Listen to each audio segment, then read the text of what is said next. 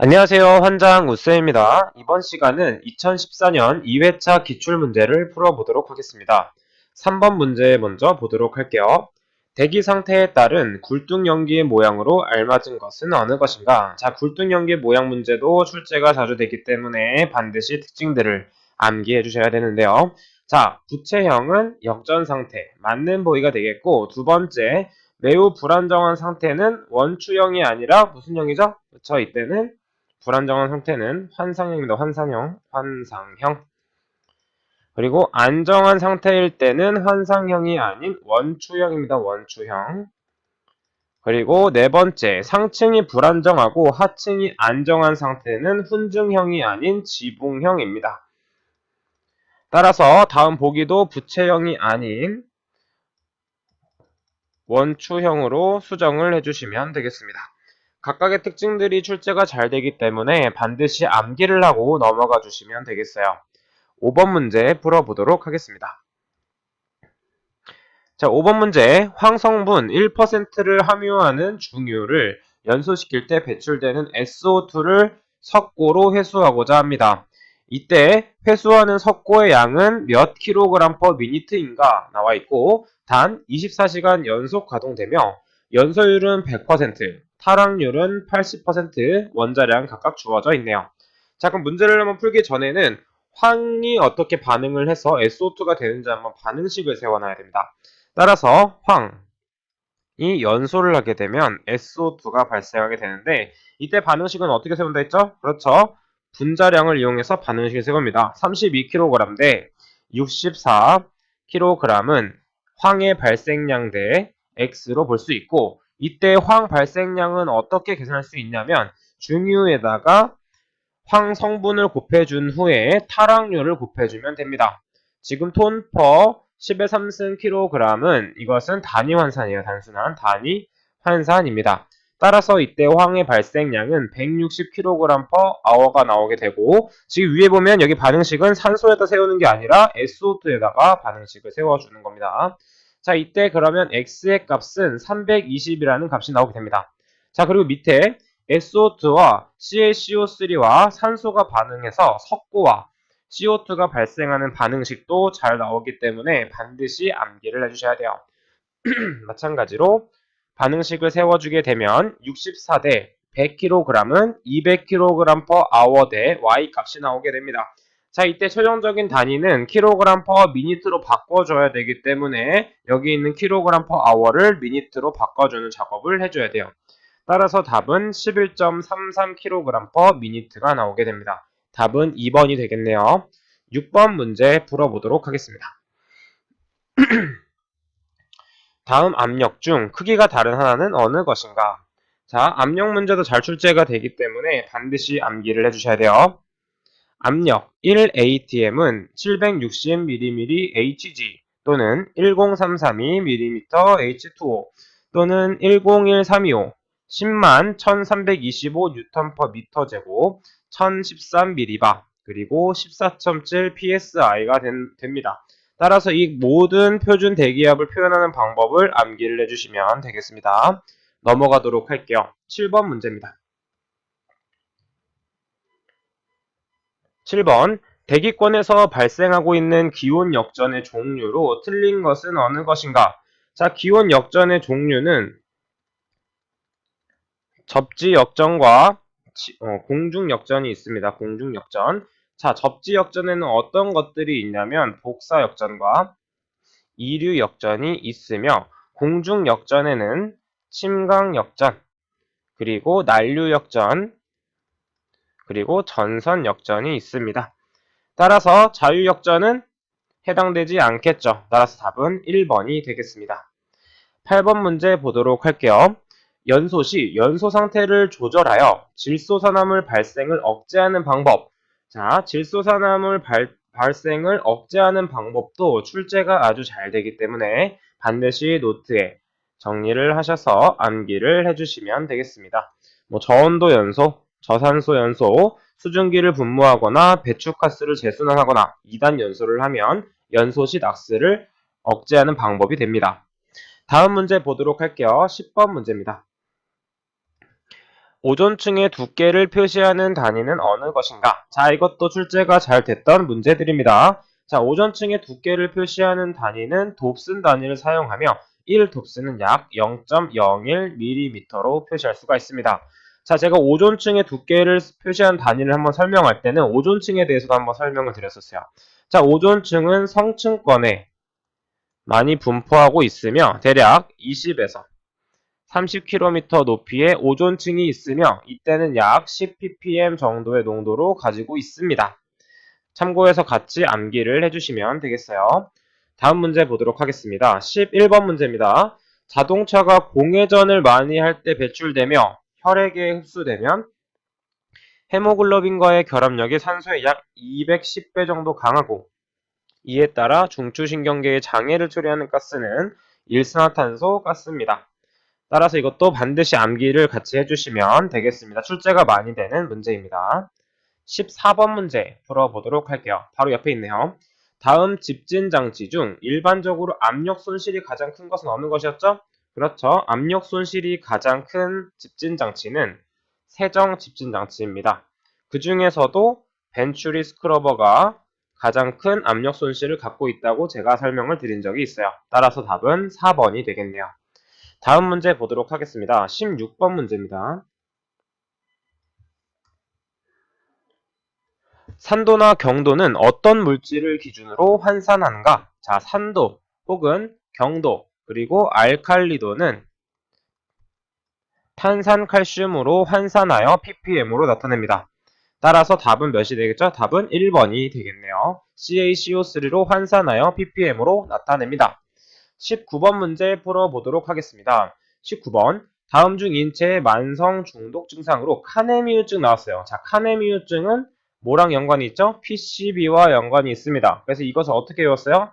피카츄 이렇게 암기를 해주십니다. 피카츄. 그래서 PCB는 카네미유증이구나 이렇게 외워서 답은 1번이 된다는 거. 정말 중요한 문제였습니다. 자주 출제가 됩니다. 다음 문제 풀어보도록 할게요. 22번입니다. 동점도의 단위로 알맞은 것은 어느 것인가? 자, 동점도랑 뭐냐면 누라고 표시하면서 점성계수를 밀도로 나눈 값입니다.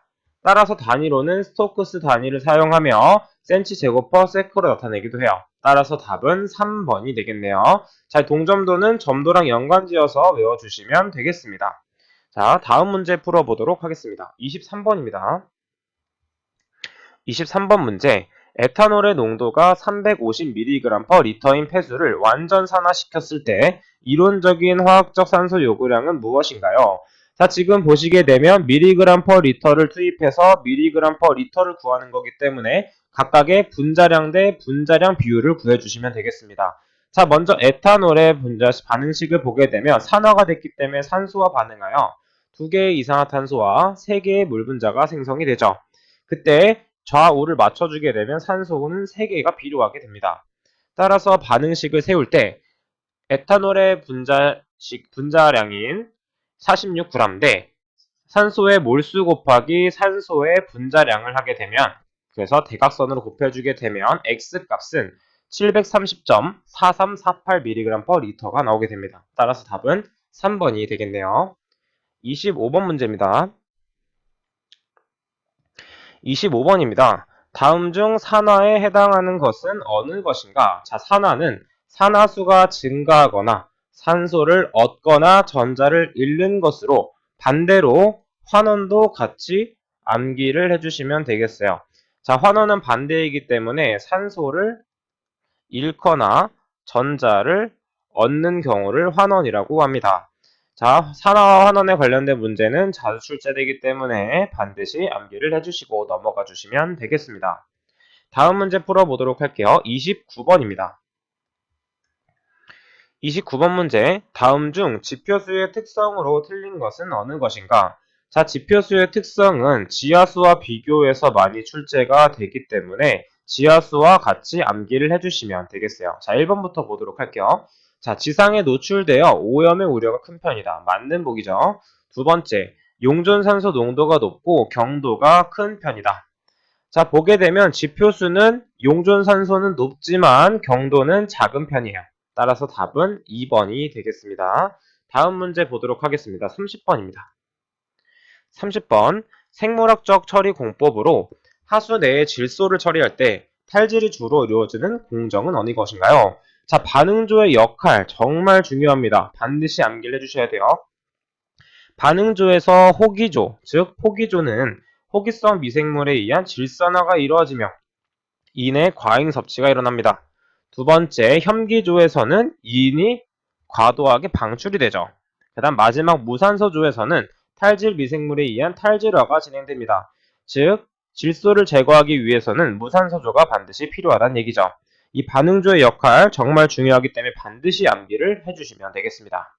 다음 문제 보도록 할게요. 31번입니다.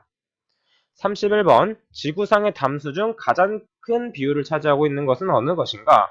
가장 큰 비율을 차지하고 있는 것은 해수이지만 해수 다음으로 가장 큰 비율을 존재하고 있는 것은 빙설 및 빙하죠.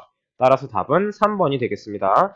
이 담수의 분포도 출제가 아주 잘 되는데 대부분 해수 다음에 빙하구나 라는 것까지만 알고 계셔도 문제 푸는데 크게 지장은 없습니다. 32번 문제 풀어보도록 할게요. 32번입니다. MLSS 농도가 2500mg/L인 혼합액을 1000ml 매스 실린더에 취해 30분간 정취한 후에 침강 슬러지가 차지하는 용적이 400ml였다면 이 슬러지의 SVI는 얼마인가? 자, 이 SVI 구하는 공식도 정말 중요합니다. SVI 구하는 공식은 MLSS 농도분의 SV30의 부피 곱하기 10의 3승을 해주면 됩니다. 따라서 그대로 대입하게 되면 MLSS는 2500 그리고 용적은 400이기 때문에 그대로 대입을 하게 되면 160이라는 값이 나오게 돼요. 자, 이때 SVI가 나오게 되면 어떤 걸 봐야 되냐면 범위를 봐야 됩니다. SVI가 정상적인 범위에서 운영하기 위해서는 50에서 150 범위로 운영해야 되며 50보다 작을 때에는 핀플럭 현상이 그리고 200보다 큰 경우에는 슬러지, 팽화 현상이 일어나게 됩니다. 따라서 지금 SVI가 160이 나왔다는 것은 슬러지 팽화까지는 일어나지 않았지만 정상 범위에는 속하지 않기 때문에 이 SVI를 조금 낮춰줘야겠죠. 따라서 답은 2번이 됩니다. 다음 문제 보도록 하겠습니다. 34번 문제. 다음 중 경도의 주 원인 물질은 어느 것인가? 자, 경도의 주 원인 물질은 마그네슘, 칼슘, 스트론튬, 철, 망간이 있으며 이것을 탄산칼슘의 농도로 환산한 값 ppm으로 나타낸 것입니다. 따라서 이 5가지 물질 중에서 2가지를 골라내면 되기 때문에 1번이 답이 되겠네요. 정말 중요한 문제였어요. 경도에 관련된 문제는 정말 출제가 잘 되고 계산 문제도 출제가 자주 되기 때문에 계산 문제까지 같이 풀어보시면 되겠습니다. 35번 문제 풀어보도록 할게요. 자, 35번. 시간당 125m 3승에 폐수가 유입되는 침전조가 있습니다. 위어의 유효 길이가 30m일 때 원료 부하는 얼마인가? 자, 지금 시간당 125m 3승의 폐수가 유입되는 것이기 때문에 이것은 유량으로 나타낼 수 있으며 125m 3승 per hour로 표현할 수가 있죠. 자, 근데 지금 단위를 보게 되면 hour가 분모에 있고 미터 3승이 분자에 있는 걸로 봐선 유량을 그냥 곱해줘야 되겠구나 라고 생각해 주시면 되고 그리고 한 가지 단위인 미터 단위는 어떻게 볼 수 있냐면 위어의 길이구나 라는 걸 파악해 주시면 되겠습니다. 따라서 원료 부하는 유효 길이분의 유량으로 구할 수 있으며 이것을 그대로 대입하게 되면 답은 약 4.12 정도가 나오게 됩니다. 즉, 1번이 답이 되겠죠. 자, 다음으로 넘어가겠습니다. 40번 문제입니다. 40번. 황화수소 1m 3승의 이론 연소 공기량은 얼만큼인가? 자, 이것을 구하기 위해서는 반드시 반응식을 세워야 되는데 황화수소는 H2S죠. 이것이 산화가 됐을 때 어떤 물질이 나오냐면 S가 존재하기 때문에 SO2가 발생하고 그 다음에 수소가 있기 때문에 물이 발생하게 됩니다. 자, 그러면 산소에는 우측에 3개가 나왔고 좌측에도 3개가 필요하기 때문에 산소는 1.5개가 필요하게 되는 것이죠. 따라서 황이 1m 3승만큼 발생했다면 산소는 1.5m 3승만큼 발생이 되겠습니다. 따라서 이론 산소량은 1.5이기 때문에 1.5 나누기 0.2를 한 값인 7.111429가 나오게 돼서 답은 2번이 되겠네요. 자, 이론 공기량을 구하는 공식이 정말 중요하기 때문에 반드시 암기를 하고 넘어가 주시면 되겠습니다. 41번 문제입니다. 다음 중 폐기물의 퇴비와 공정에서 유지시켜 주어야 할 최적 조건으로 알맞은 것은 어느 것인가요? 자, 퇴비와 관여 인자도 출제가 잘 되는 녀석 중 하나이기 때문에 반드시 노트에 정리를 해주시면 되겠습니다. 이것은 넘어가도록 할게요. 다음은 43번 문제 풀어보도록 하겠습니다. 43번, 자, 저위 발열량 문제가 나왔어요. 저위 발열량은 어떻게 구했죠? 저위 발열량? 저위 발열량 H, L은 고위 발열량 빼기 600 괄호 9H 플러스 W로 외웠었습니다. 따라서 답은 몇이 되겠죠? 지금 보게 되면 자 3번이 답이 되겠네요. 이 식은 정말 중요하기 때문에 반드시 암기를 하고 넘어가 주시면 되겠습니다. 44번 문제입니다.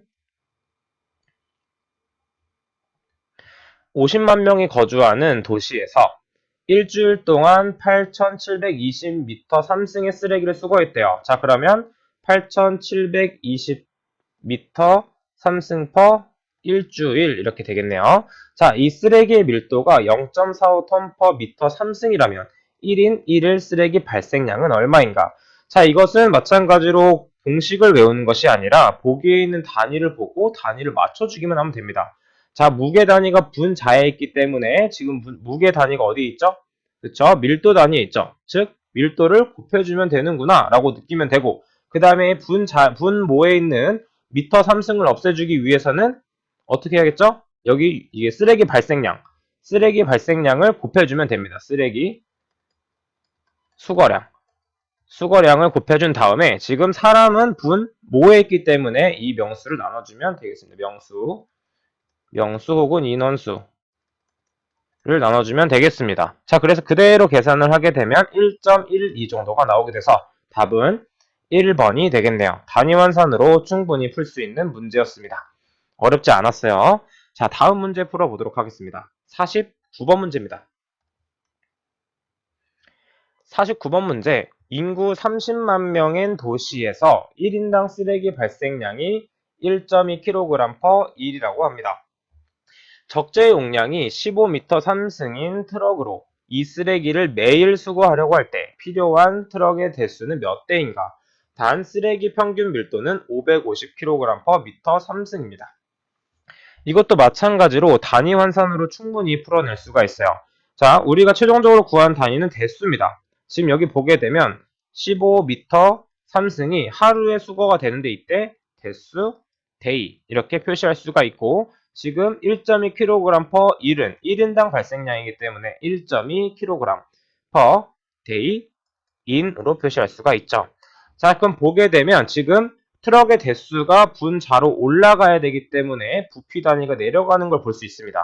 따라서 밀도에서 부피 단위가 있기 때문에 밀도는 나눠주게 되는 것이고 이때 인수도 제거해야 되기 때문에 30만 명을 곱해주게 되는 것입니다. 따라서 각각의 인자들을 소거하게 되면 43.6363대라는 게 나오게 되는데 이때는 무조건 올림을 해서 44대가 필요하다라는 걸 알 수가 있죠. 자, 그래서 답은 4번이 되겠습니다. 다음 문제 풀어보도록 하겠습니다. 51번 문제입니다. 51번 문제, 압축기에 플라스틱을 넣고 압축시킨 결과 부피 감소율이 80%일 때 압축비는 얼마인가? 압축비 묻는 문제와 용적 감소율 묻는 문제도 자주 출제가 되기 때문에 같이 외워주시면 됩니다. 자, 그래서 문제를 한번 풀어보게 되면 용적 감소율은 1 압축비분의 1 곱하기 100으로 표시할 수 있는데 지금 우리가 구하고 싶은 것은 용적 감소율이 아니라 압축비죠. 그래서 이것을 식을 정리하게 되면 CR은 100 빼기 80 이렇게 풀 수가 있습니다. 따라서 답은 5가 나오게 되겠네요. 답은 4번입니다. 다음 문제, 마지막 문제입니다. 55번 문제입니다. 함수율 25%인 쓰레기. 자, 함수율 나왔다 하면 바로 이 공식을 떠올리시면 돼요. 이 공식을 활용해서 문제를 풀어보도록 하겠습니다. 자, 먼저 함수율이 25%인 쓰레기를 건조시켜서 12%인 쓰레기로 만들려고 합니다. 근데 쓰레기는 중량이 1톤이기 때문에 이것을 킬로그램으로 보게 되면 1000kg이 되겠죠. 1000kg당 증발시켜야 할 수분량을 한번 구해보도록 하겠습니다. 처음에 건조 전의 폐기물의 양은 1000kg입니다. 그리고 1-0.25가 되고 이때 V2는 1-0.12가 되겠죠. 따라서 V2만 남겨놓고 나머지를 나눠주게 되면 V2 값은 852.2727kg이 나오게 되는데 이때는 수분을 제외한 쓰레기이기 때문에 우리가 궁금한 건 무엇이죠? 수분량이 궁금한 겁니다. 따라서 기존의 쓰레기 무게였던 1000kg에서 수분을 제외했던 쓰레기 발생량, 쓰레기의 중량을 빼주게 되면 147.7273이라는 수분량이 나오게 됩니다. 따라서 답은 1번이 되겠네요. 자, 이번 시간은 2014년 2회차 기출문제를 풀어보았고 다음 시간은 5회차를 한번 풀어보도록 하겠습니다. 여러분들 수고 많으셨습니다. 감사합니다.